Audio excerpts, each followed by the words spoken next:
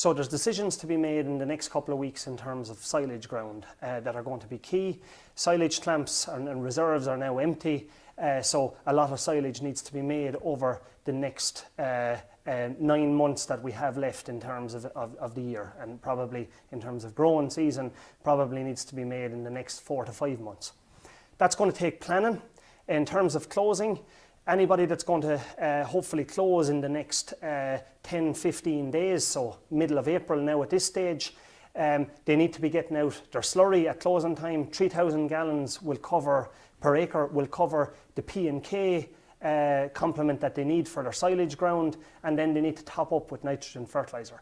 A decision needs to be made in terms of nitrogen fertiliser based on the cutting date. So if we're sticking to traditional cutting dates, trying to keep silage quality up, then we're going to be cutting the last week of May, maybe the first week of June at the latest. So we now have approximately 6 weeks of growth there in terms of first cut silage. I would recommend as a rule of thumb that you put out your nitrogen based on 2 units being utilised per day. So if we think about that, we have 40, maybe 45 days of growth there in terms of that first cut.